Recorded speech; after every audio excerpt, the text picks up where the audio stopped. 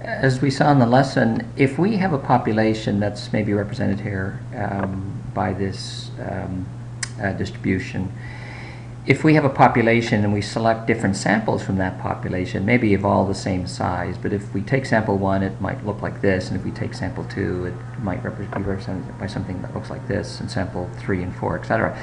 And so we can see that even though the population is the same in every case, the sample could be very different. So this is what we call sampling error. And the point of the central limit theorem is this. If we are to take just a single sample for whatever reason, perhaps we want to make some inference about the population, then the central limit theorem doesn't really help us much. We can increase the sample size certainly, but it won't make the sampling distribution, because there won't be one really, but the sampling distribution of the means won't exist, and so we can't leverage the central limit theorem.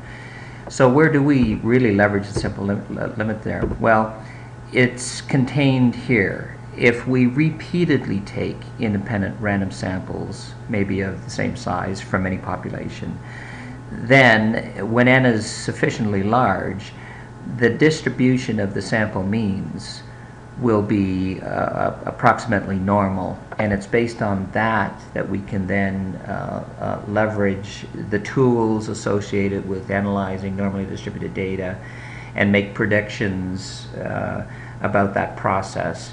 But if and only if we are taking repeated samples over some period of time that are of the same size, and we plot the average of those samples, then that distribution is what we can leverage. So the central limit theorem is an extremely powerful concept, but again, it only applies when you've got a continuous process with continuous operations where you're sampling repeatedly. If in your project you need to take a single sample to make some inference about the population, then obviously, or it should be obvious anyway, that this concept doesn't really help you, because no matter how big the sample size is, a single sample, no matter how big it is, that sample in and of itself won't approach normality, and so that's not what the central limit theorem is saying, but it is some confusion that students tend to make.